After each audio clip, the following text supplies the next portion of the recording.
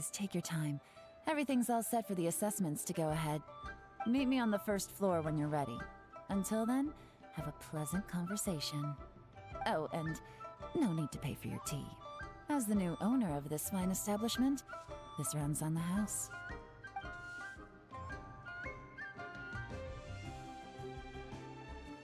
You're all set? Uncle Tian seems really worn down. It's like all his energy's gone. Yeah, it may sound harsh, but Uncle Tian is past his prime. He's not cut out for this anymore. So he's recommended 3 candidates. Their names are Qianwei, Mingbo, and Zhi. Qianwei is a wealthy entrepreneur. Mingbo works at the Liyue Ministry of Civil Affairs, and Zhi is focused on study and travel. Try to keep all that in mind. Of course, it doesn't really matter if you forget, since we'll be assessing them at Yuehai Pavilion in a short while. Qianwei, Mingbo, Zhi. Paimon should be able to remember their names, but what does the assessment involve exactly? Let's leave that until we get to Yuehai Pavilion. All right. Heads in the game, people. The stakes don't get much higher than a change in the Qixing. We can't afford to miss anything, no matter how small. Got it. We'll keep our eyes wide open.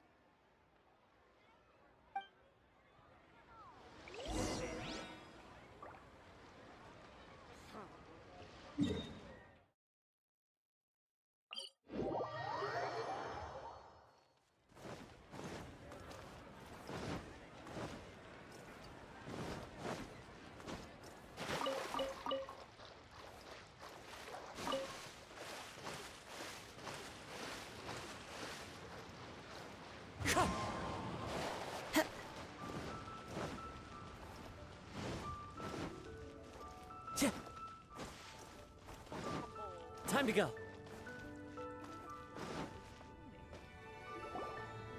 My legs are getting sore. What is wrong with this assessment officer? This is a huge occasion and I don't even get a chair. I've dealt with all kinds of people in my time, but never have I been made to stand while I'm waiting for an appointment. Oh, I think it's fine. That's called being complacent. If you're happy to just accept the way things are, you'll never be able to change anything in the future. Oh, come on. That's just... Now you're just being unreasonable. All right, you two. Let's not get into a big argument over this. It's not worth it. Qianwei, that was a bit uncalled for. And Mingbo, cut him some slack. We've all been standing around for a while. It's natural to be getting irritable. Look, how about this?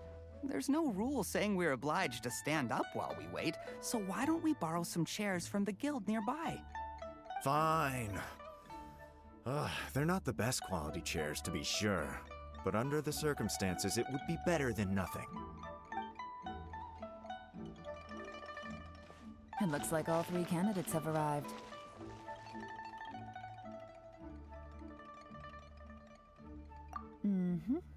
We'll meet them formally soon. Before that, let me run you through the assessment process. I've split it into 2 stages: current affairs and planning, and face-to-face interview. In the first stage, candidates are required to submit a manifesto for Liyue's development. In the second stage, we will ask them some questions in person. Writing a manifesto takes time, so I informed them of this requirement in advance. These are the reports they submitted. Wow, one of them is really thick. It's also worth mentioning a stipulation I gave them. Whoever is appointed as the new Tianshu will be expected to implement their plan as put forward in their manifesto. Failing the occurrence of some cataclysmic event, they will not be permitted to change their plan. Therefore, these 3 piles of documents in front of us represent where each candidate stands on key policy issues. There's still some time. Have a skim through, get a first impression of what each person's proposing.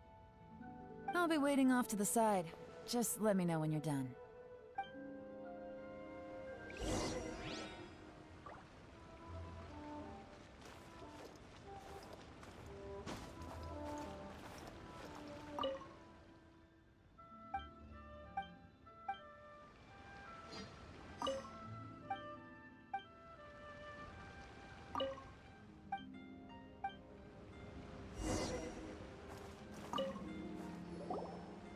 Finished, huh?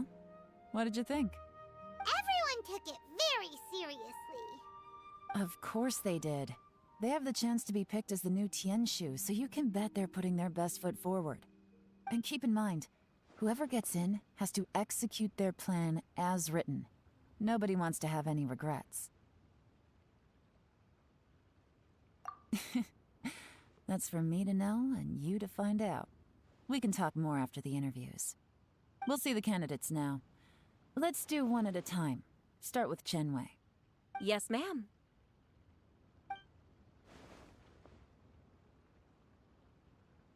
Oh? So you two are the assessment officers, are you? I had assumed that given the great import of this situation, Lady Ningguang would perhaps be assessing us in person. I certainly hadn't imagined I'd be seeing two entirely unfamiliar faces. I trust you've read through my manifesto? I'd be more than happy to clarify any details you found difficult to grasp. It was written with an expert audience in mind, after all. Mind your tone, mister. Relax. It wasn't intended as a personal slight against anyone in particular. I was simply stating a fact. Cloud Retainer? You know this Adeptus? Oh, yes, I remember now. You must be the traveler that people are constantly talking about. With your sterling reputation, you must have a respectable level of erudition. Perhaps you will be able to understand the concepts I have put forward. Yeah, although I shouldn't get my hopes up.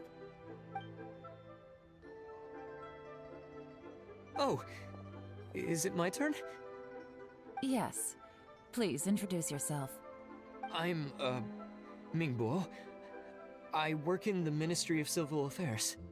I've worked there for, 9 years, 5 months, and 3 days.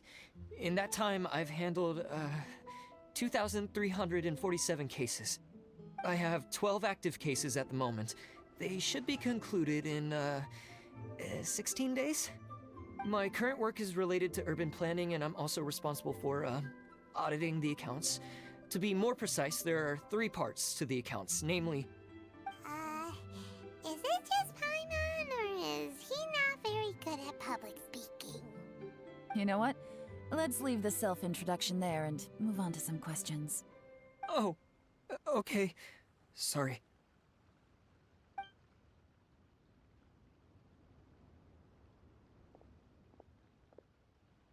Hello. Not gonna lie, I'm feeling a little nervous. What would you like to know? You're here to assess me, so ask away and I'll answer your questions to the best of my ability. Your manifesto is very wide in its scope, but you don't seem to be personally involved in many of the specific fields. How can you be sure that you have the ability to put your plan into action?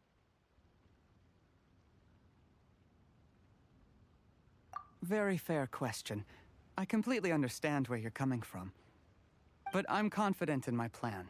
I've visited many different places, talked to lots of people with far more expertise than myself, and my manifesto is the conclusion of these efforts.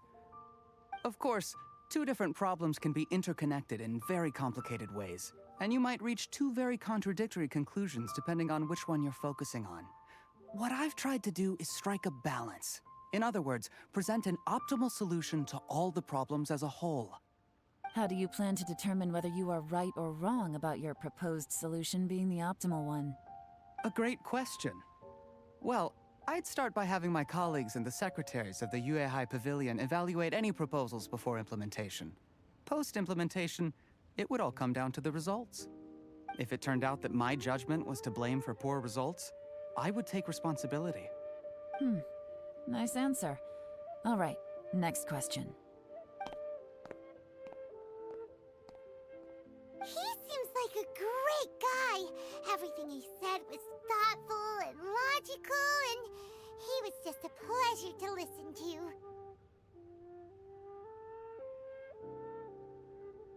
Here's my take on what we just learned. As you saw, Chenwei is highly knowledgeable.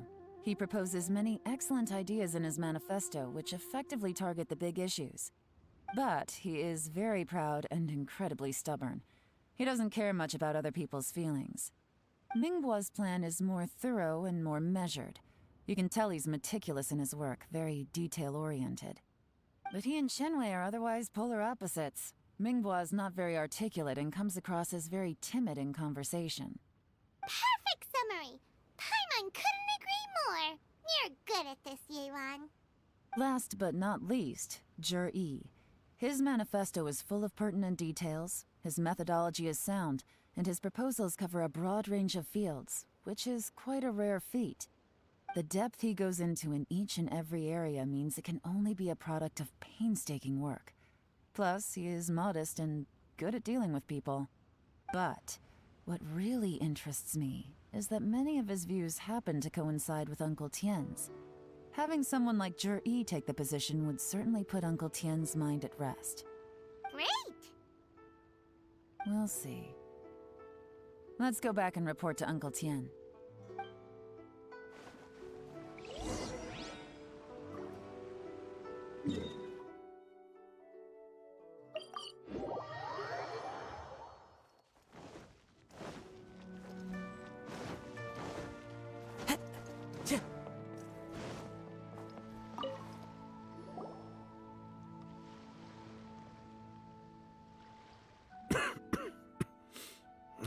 I see.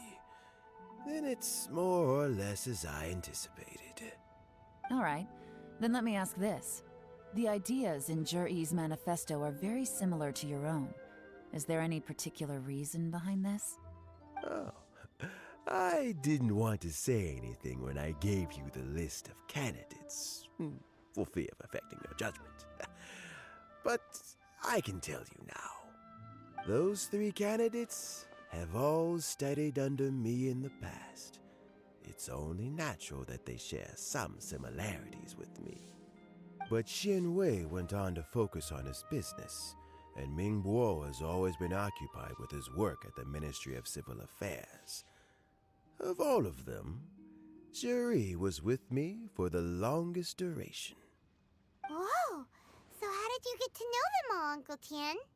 Shenwei was referred to me by an old friend. Mingbo came to my attention in the course of my work, and as for Jur-E, that was pure happenstance. We first met while fishing, and gradually as we got to know each other, we started discussing all sorts of topics. Jur-E came from a poor family, and his parents died when he was very young. But he was a gifted student and a fast learner. He reminded me of a younger version of myself, so I started out giving him a few words of advice when we were out fishing and noticed how quickly he got on.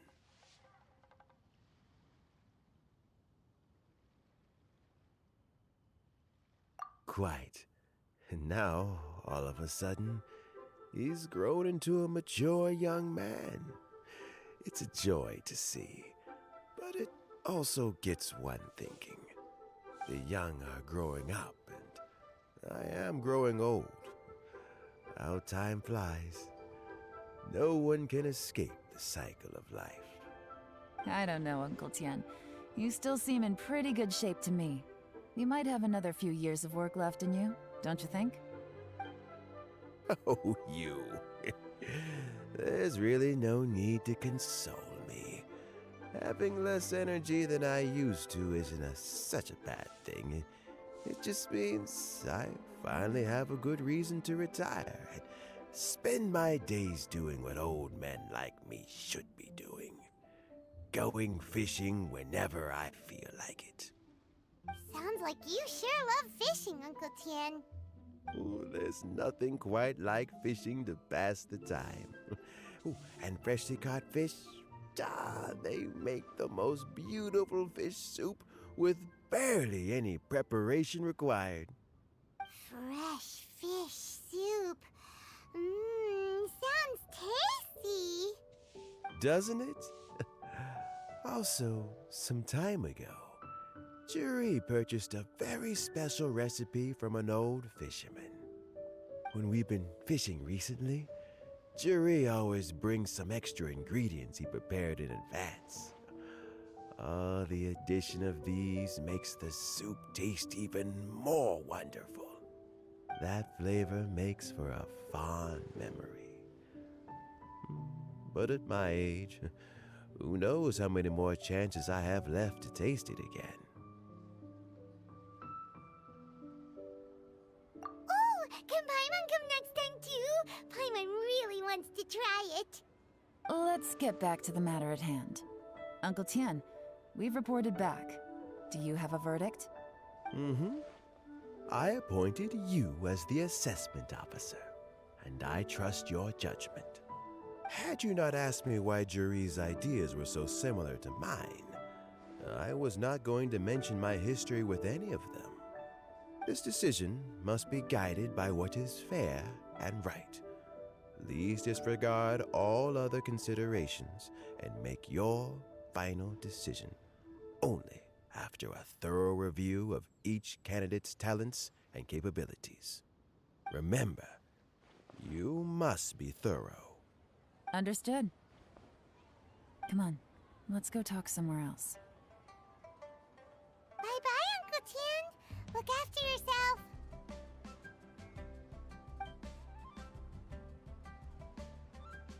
So, it's gonna be Juri, right? His manifesto was written well, and he's the best speaker. Easy. Let's not rush. There's no time limit for this assessment.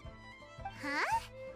So, are you gonna give them more tests or something? No, nothing like that. The assessment itself is complete. But let me give you a word of advice. Things are not always as they appear. The biggest no-no in intelligence work is to only get information from the person of interest themselves. The truth is almost always hidden beneath many layers of deception. You have to get information through many different channels. For example, Wenyuan, Shanghua. Yes? Lady Yelan, what are your orders? Ugh! Who are they? Where did they come from? Did they scare you? These two are Wenyuan and Shanghua. They work for me. As my trusted assistants, they are always standing guard nearby. They also perform various assignments as required. Shanghua is a business expert who gets his information by trading. Wenyuan relies on word of mouth. And there's also Upei, who's not here right now. That meathead must have been out there on sea surveillance for some time now. Is he all right? I seem to remember that he can't swim. Nothing can take that guy down. Certainly not a little wind and waves. Shanghua, visit all the commerce guilds and look into Qianwei's background. Wenyuan, go to the Ministry of Civil Affairs and look through Mingbo's work files. Yes, ma'am. So what about Juri? Juri, well, obviously as the most promising candidate, we will be investigating him ourselves. Let's go to the docks first. Lots of people passing through there. You can find out all kinds of things. If we're looking for information, why don't we try talking to Bulai, the owner of Wanyu Boutique? He does business at the North Wharf. Maybe he has some news for us. That's actually not a bad idea. Let's go and ask him.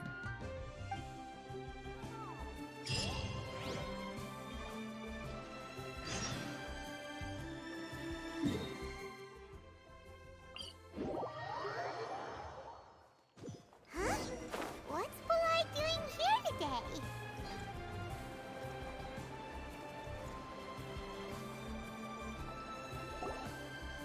Look, your asking price for this batch is just too high. I can't buy in at this price. How am I supposed to turn a profit? Come on, hear me out. I'm telling you, this is the single best batch of Sunsetias ever. You won't find anyone who disputes that. I accidentally dropped one into a well, and even the water turned sweet.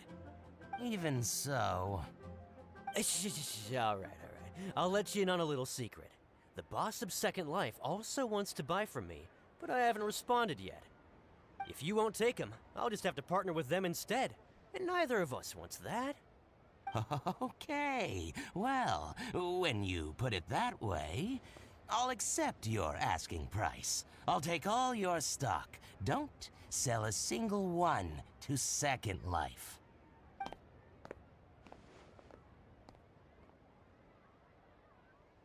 Oh, what are you doing here?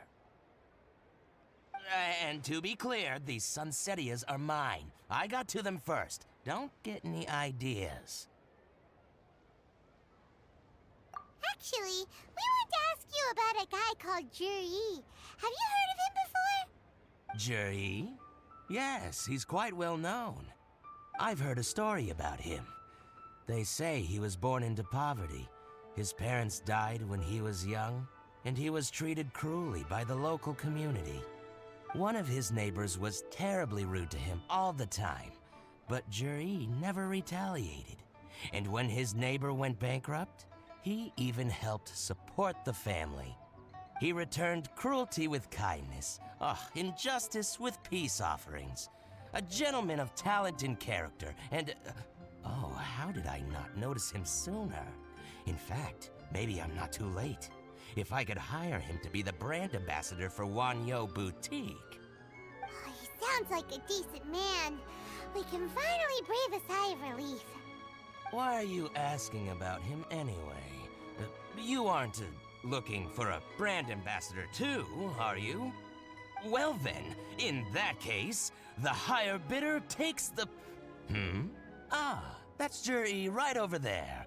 Why don't we go and talk to him? Where? It's him, all right. Looks like he's chatting with Linlong. Come on, let's follow them and listen in. Try not to let him see you. We want this information to be as truthful as possible. I'll just go and fetch an employment contract. And hey, don't try and cut me out of this. Hey! I understand. Let's walk and talk.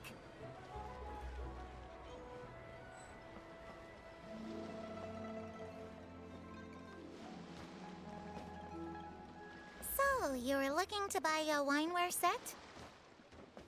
Oh, now I can see that you're a connoisseur, so I won't bother trying to con you. I trust you understand our shop quite well? My friend, The truth is, an old friend of mine, who likes to have a drink now and then, he fancies himself as a man of culture, but doesn't care for needless extravagance. So I thought I might buy him a set of high-quality fakes. How very thoughtful of you. Leave it to me, then. Come and collect it at Shigu Antiques whenever is convenient.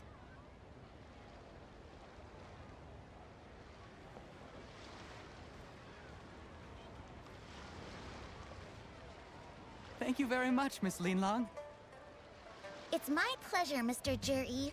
These days, it's quite rare for someone of your standing to still keep up with their old friends.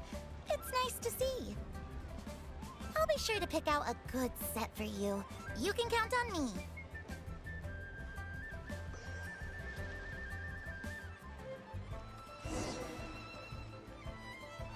Juri seems to get along really well with everyone.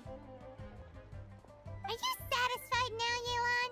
Seems like everyone thinks Juri's a great guy. We shouldn't jump to conclusions just yet. Let's go check out the wharf where he usually goes fishing. Do we have to?